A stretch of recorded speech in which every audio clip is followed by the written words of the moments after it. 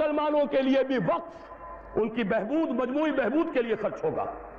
اس پر جو لوگ کام کریں گے وہ خراج دیں گے، چاہے مسلمان ہو چاہے غیر مسلم ہو۔ خراجی زمین قیامت تک خراجی رہے گی، چاہے بعد میں کہیں ہماری بدقسمتی سے، شامت اعمال سے کوئی غیر مسلم حکمران آ جائے، پھر اگر آزادی حاصل کی جائے، سٹیٹس نہیں بدلے گا زمینوں کا، ونس خراجی آلویز خراجی۔ یہ ذرا سمجھ لیجیے علمی بات کیا ہے۔ قرآن حکیم میں ایک حکم ہے انفال کا، مال غنیمت کا، یہ سورہ انفال میں ہے، 10ویں پارے کی پہلی آیت ہے۔ اور دوسرا حکم ہے اموال فے کا، یہ سورہ حشر میں ہے۔ اموال غنیمت کا قانون یہ ہے کہ 5واں حصہ 1/5 بیت المال کا، 4/5 مجاہدین میں تقسیم ہو جائے گا۔ سوار ہے گھوڑا اور اونٹ بھی اس نے اپنا رکھا ہوا ہے تو اس کو 2 حصہ ملے گا، پیدل ہے اکیلا۔ اموال فے کیا ہے؟ کل کے کل بیت المال کے، کسی کا کوئی حصہ نہیں۔ عام خیال یہ تھا کہ یہ زمینیں جو فتح ہو رہی ہیں، عراق فتح ہو گیا، شام فتح ہو گیا، ایران فتح ہو گیا، مصر فتح ہو گیا، تصور تو کیجئے، the Fertile Crescent of the Middle East, سارا کا سارا فتح۔ چند سالوں کے اندر اندر چند ہزار صحابہ تھے جنہوں نے ان سارے علاقوں کو فتح کر لیا۔ اب انہوں نے مطالبہ کیا کہ جناب یہ مال غنیمت ہے، ہم نے جنگ کر کے فتح کیا، لہذا یہ زمینیں تقسیم کر دیجئے، 5واں حصہ رکھ لیجئے بیت المال کا۔ حضرت عمر نے فرمایا اگر میں نے یہ زمینیں اور یہ رقمیں تمہیں تقسیم کر دیے تو بعد کے آنے والے مسلمانوں کو کیا ملے گا؟ واقعہ یہ ہے کہ تاریخ انسانی کا بدترین جاگیردارانہ نظام قائم ہو جاتا اگر حضرت عمر یہ فیصلہ نہ کرتے۔ وہ عمر فاروق کان رائہ موافقا بالکتاب والسنہ، کتاب اور وحی کے مطابق ان کی رائے، بلکہ میں کہتا ہوں وہی ان کی رائے کے مطابق نازل ہوئی۔ وہ عمر بن الخطاب جن کے بارے میں حضور نے فرمایا کہ لو کان بعدی نبی لکان عمر، میرے بعد کوئی نبی ہوتا تو عمر ہوتے، یہ ان کا اجتہاد ہے، اور یہ اجتہاد کسی مولوی کا نہیں، امیر المومنین کا ہے۔ جبکہ پوری ملت اسلامی ایک حکومت، ایک نظام، مذہب اور سیاست میں کوئی تفرقہ نہیں، وہی خطیب ہے مسجد نبوی کا اور وہی امیر ہے وہ حکومت کا، سربراہ ہے حکومت کا، اس کا اجماع اور خلافت راشدہ کا یہ اجماع، یہ تو گویا کہ ہمیشہ کے لیے اٹل قانون ہے۔ اس اجتہاد پر عمل کیجئے۔ زرعی زمین کی 2 قسمیں ہماری شریعت میں ہیں۔ جو مسلمان لڑے بھڑے بغیر ایمان لے آئے ان کی زمینیں ان کی ملکیت ہیں، جیسے مدینے کے مسلمان، وہ تو لڑے نہیں، انہوں نے تو خود حضور کو لے کر اور ان کو دعوت دے کر وہ مدینے تشریف لے کر آئے ہیں، لہذا ان کی زمینیں ان کی ملکیت رہی، ان سے عشر لیا گیا، یہ عشری زمینیں کہلاتی ہیں۔ جو زمینیں فتح ہوئی، جو ملک، یہ عشری نہیں خراجی ہیں، یہاں پر وہ ملکیت رہیں گی بیت المال کی، مسلمانوں کی اجتماعی ملکیت، وقف علی المسلمین۔ البتہ جو کام کرے مسلمان ہو، کاشتکار، مجوسی ہو، عیسائی ہو، وہ خراج دیں گے براہ راست بیت المال کو۔ پاکستان کا یہ سارا علاقہ مسلمانوں نے بدور شمشیر فتح کیا تھا، یہ کسی کے باپ کی جاگیر نہیں ہے۔ وہ جاگیر چاہے کبھی رنجیت سنگھ نے دی ہو، چاہے وہ انگریزوں نے دی ہو، چاہے اس سے پہلے کہ وہ سلاطین مغلیہ نے دی ہو، جن میں سے سوائے ایک اورنگزیب عالمگیر کے باقی سب کا جو رویہ تھا وہ سب کو معلوم ہے کہ کیا تھا۔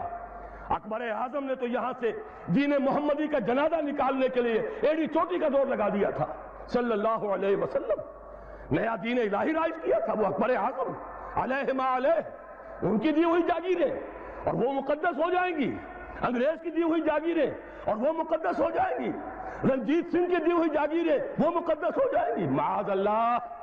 یہ تمام زمینیں بیت المال کی ہیں، وقف علی المسلمین، ان سے خراج جائے گا براہ راست بیت المال میں، آدھی یا اس سے بھی زائد یا اس سے کم، جو پوری پیداوار کا جائے گا وہاں اتنا ریونیو جمع ہوگا، اتنا ریونیو جمع ہوگا کہ بہت سے لعنتی ٹیکسوں سے نجات مل جائے گی، جن میں سب سے بڑا لعنتی ٹیکس جو ہے انکم ٹیکس ہے۔ عام کاروباری آدمی یا تو ہمہ وقت کلرک رکھے، اکاؤنٹنٹ رکھے، اور پھر اسے بازار سے بھی نہیں ملتی رسید، وہ سامان لے کر آتا ہے رسید نہیں دیتے، اب وہ جاتا ہے انکم ٹیکس افسر کے سامنے بھیگی بلی بنا کھڑا ہوا ہے، جھوٹ بولے، جھوٹ حلفیہ بیان دے، رشوت دے، اکاؤنٹنٹس کو دے، انکم ٹیکس آفیسر کو دے، چھوٹ جائے گا، جان بچ جائے گی، اور اگر جھوٹ نہیں بولے گا اپنی بساط الٹ دے۔ لہذا تقریباً سب کے سب جھوٹے ہو گئے، جھوٹے حلف دیتے ہیں۔ جب جھوٹا حلف انسان نے دے دیا ایک معاملے میں تو یوں سمجھئے کہ کارک کھل گیا بوتل کا، اب تو جھوٹ ہی ہوگا، اسی کا راج ہوگا۔ یہ سب سے بڑا ملعون ٹیکس ہے کہ جس نے ہمارے ہاں صداقت کا، دیانت کا، امانت کا جنازہ نکال دیا۔ اور یہ سب کچھ کیوں؟ اس لیے کہ جو اصل آمدنی کا ذریعہ ہے وہ تو ہم نے جاگیرداروں کو دے رکھا ہے، ان کے محل سج رہے ہیں، ان کے بڑے بڑے بنگلے ہیں، ان کے عیش ہیں۔ ہاری کو دیکھو، یہاں کے کاشتکار کو دیکھو۔ ایک صاحب نے ایک دفعہ کہا تھا، جو پہلے لاہور میں رہتے تھے پھر کچھ عرصے جا کر ایک دیہات میں مقیم ہوئے، کہنے لگے خدا کی قسم میں دیکھ کر حیران رہ گیا ہوں، پنجاب کا دیہاتی کاشتکار خود نہیں نہاتا، ہفتوں اپنی بھینس کو ضرور نہلاتا ہے، لیکن خود نہانے کا کوئی تصور نہیں، وہ حیوان سے بدتر ہو کر زندگی گزار رہا ہے۔ یہی حال ہاریوں کا ہے۔ یہی آپ جا کر دیکھیے، وہ بیچارے بھیڑے بکریاں پالنے والے بلوچستان کا عام بلوچ، اور عیش کن کے ہیں سرداروں کے، عیش کن کے ہیں جاگیرداروں کے، زمینداروں کے۔ یہ سارا نظام ختم کر کے اور اس اجتہاد کی اصول پر یہ ساری زمینیں خراجی ہیں۔ اسی شہر لاہور کی بات کہہ رہا ہوں، ایک بہت بڑے مفتی صاحب، ان کے صاحبزادے نے مجھے بتایا کہ میرے والد صاحب کا قول یہ ہے کہ یہاں کی ساری زمینیں خراجی ہیں، عشری نہیں ہے۔ لیکن جب انہی کے ہاں، انہی کے دارالعلوم میں ہمارے ایک ساتھی نے استفتاء لکھ کر بھیجا تو ان مفتی صاحب نے دستخط نہیں کیے، کسی اور چھوٹے مفتی سے، وہ جو مفتی صاحب ابھی سمجھئے کہ ابھی وہ ایکسرسائز ہی کر رہے ہیں، اپرینٹس ہیں، ان کے ہاتھ سے دستخط کروا کے بھجوا دیا، یہ تو عشری ہے۔ یہ حال ہمارے علماء کا ہو چکا ہے۔ کیوں ہو گیا ہے؟ یہ سارے ادارے کن سے چلتے ہیں؟ چندے کون دیتے ہیں؟ سرپرستی کون فرماتا ہے؟ وہ تو وہی لوگ ہیں۔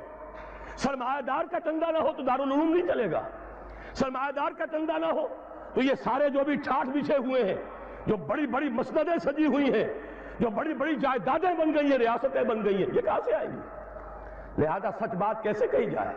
ان کے لیے ہیں، مشکلات ہیں، لیکن اب ہمیں حقائق کو علل اعلان کہنا ہوگا۔ وہ جو اقبال نے کہا تھا، وہ شعر تو آپ کو سنایا جنرل صاحب نے، کس نہ باشد در جہاں محتاج کس، نقطہ شرع مبینی نس تو بس۔ اور میں آپ کو شعر سنا رہا ہوں جو حرف قل لفظ میں پوشیدہ تھی اب تک، اس دور میں شاید وہ حقیقت ہو نمودار۔ اور میں ابتدا میں کہہ چکا ہوں علامہ اقبال کی بات، میں ان کا ادنا طالب علم ہوں، ویسے میں انہیں کوئی معصوم نہیں سمجھتا، ان کی عملی زندگی ہمارے لیے مثالی نہیں ہے، قابل تقلید نہیں ہے، ان کا فکر ہے جو بہت بلند ہے۔ مجھے آج کے دور میں، اس پوری صدی میں، فکر کے اعتبار سے ان کے قریب بھی کوئی شخص نظر نہیں آیا آج تک۔ 60ویں برس میں ہوں اپنی عمر کے میں، اور مطالعہ کر رہا ہوں کم سے کم 40 برس سے۔ لیکن یہ کہ اپنی جگہ ہے، عظمت ایک پہلو سے بہت ہے، دوسرے پہلو سے وہ ہمارے لیے کوئی واجب التقلید نہیں۔ عملی زندگی خود وہ کہہ گئے، اقبال بڑا اپدیشک ہے، من باتوں میں موہ لیتا ہے، گفتار کا یہ غازی تو بنا، کردار کا غازی بن نہ سکا۔ کوئی بات نہیں، اللہ معاف فرمائے گا عمل کو۔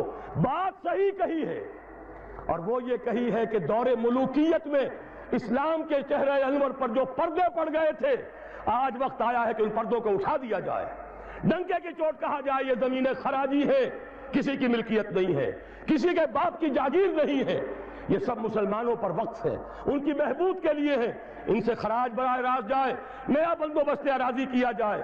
جو پہلے کام کر رہے ہیں ان کا حق فائق ہے، الفضل للمتقدم پہلے موجود ہیں، جو کام کر رہے ہیں، ورکیبل یونٹ بنا دیا جائے۔ اور یہ وہ بات ہے، سن 82 میں نے صرف 2 مہینے کی خطا کی تھی، ضیاء الحق صاحب کی شورا میں 2 اجلاس اٹینڈ کیے تھے، اور ڈنکے کی چوٹ کہا تھا کہ خدا کے لیے ایک کمیشن بٹھائیے، جید علماء بھی ہوں اس میں۔ جب وہ دیکھیں گے کہ موقع ہے سچ بات کہنے کا تو بہت سے حضرات انشاءاللہ تعالی حق بیان کریں گے، لیکن یہ کہ ان کو موقع دیجئے، تحفظ دیجئے، اور یہ کہ بندوبست اراضی کے ماہرین کو بٹھائیے، زمین کا ایک نیا بندوبست ہو جو اس ملک کے لیے مفید ہو، جو عوام کی بہبود میں ہو، جس سے عدل و انصاف کے تقاضے پیدا ہو، پورے ہو جائیں۔ اور سارا ریونیو بیت المال کو، خزانے کو، اس لیے کہ خراج کی رقم ہر مصرف میں آ سکتی ہے، دفاعی مصرف میں آ سکتی ہے، انتظامی مصرفوں میں آ سکتی ہے، جبکہ عشر اور زکوٰۃ صرف مسلمانوں کی بہبود پر خرچ ہو سکتا ہے۔ لیکن خراج کا معاملہ یہ ہے کہ بہت سی چیزیں جس کے لیے ہمیں ٹیکسیشن کا سہارا لینا پڑتا ہے، وہ سب کے سب بھی ہم اس خراج کی رقم سے پورا کر سکیں گے۔ بہرحال یہ بڑا مشکل کام ہے، مشکل کے بغیر دنیا میں کبھی کچھ نہیں ہوا۔ قربانی کے بغیر کہیں اسے آپ توہین رسالت نہ سمجھ لیں، معاذ اللہ ثم معاذ اللہ، قربانی کے بغیر محمد الرسول اللہ والذین معہ، اگر کسی کو حق پہنچتا تھا کہ انہیں کوئی تکلیف نہ پہنچتی اور انقلاب آ جاتا تو وہ محمد تھے صلی اللہ علیہ وسلم۔ وہ حقدار محبوب رب العالمین سید الاولین والآخرین، ان کو حق پہنچ سکتا تھا۔ ان کے پاؤں میں صرف کانٹے نہیں چوبے، وہ تو ابتدائی بات ہے جب چچی بچھا دیا کرتی تھی دروازے کے باہر کانٹے لا کر، ان پر تو پتھراؤ ہوا ہے، ان کا جسم مبارک لہو لہان ہوا ہے، وہ 3 برس کے لیے شیب بنی ہاشم میں محصور رہے ہیں، شدید ترین فاقے آئے ہیں، وہ 3 دن غار ثور میں چھپے ہوئے رہے ہیں، اور وہاں آپ نے اپنے آپ کو جو ہے محفوظ رکھا ہے۔ پھر کیا نہیں ہوا؟ جنگ بدر میں طویل ترین سجدہ کیا، اے اللہ کل جو مارکہ ہونے والا ہے، اگر کہیں یہ 313 میرے 15 برس کی کمائی اگر کہیں یہ کل ختم ہو گئی تو پھر قیامت تک تیرا نام لینے والا کوئی نہ ہوگا۔ حضرت ابو بکر تھے جو جھونپڑی کے باہر پہرا دے رہے تھے ننگی تلوار کے ساتھ، انہوں نے عرض کیا حضور بس کیجئے بس کیجئے۔ پھر کیا غزوہ احد میں دندان مبارک شہید نہیں ہوئے؟ کیا 70 صحابہ شہید نہیں ہوئے؟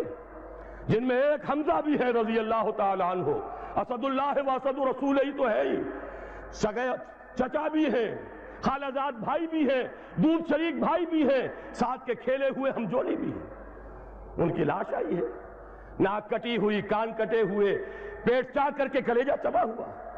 اس کے بغیر انقلاب نہیں آیا تھا، اس کے بغیر نظام نہیں بدلتا۔ یہاں تو زرعی ٹیکس کوئی لگنے نہیں دیتا، مرکز سے ذرا سی کوئی پالیسی مجھے تو نہیں معلوم کہ کیا آئی ہوگی، مجھے کوئی توقع ہی نہیں کہ وہاں سے کوئی خیر بھی آ سکتا ہے، لیکن یہ کہ کوئی ایسی تھی کہ وہ نازک مزاج شاہاں، ان کے لیے تو وہ بھی ناقابل برداشت ہو گئی۔ وہی آئی جی آئی کی حکومت مرکز میں، وہی آئی جی آئی کی حکومت یہاں، اور اس نے اس کے خلاف قرارداد پاس کر دی، اس لیے کہ ٹیکس نہیں دے سکتا، زمیندار نہیں، بیچارہ ایک تنخواہ دار ملازم 3000 4000 روپیہ جو آج کل کچھ بھی نہیں ہے، وہ تنخواہ لے رہا ہے، ایٹ سورس اس کا انکم ٹیکس کٹ جائے گا، انکم ٹیکس کٹے بغیر تنخواہ نہیں ملے گی۔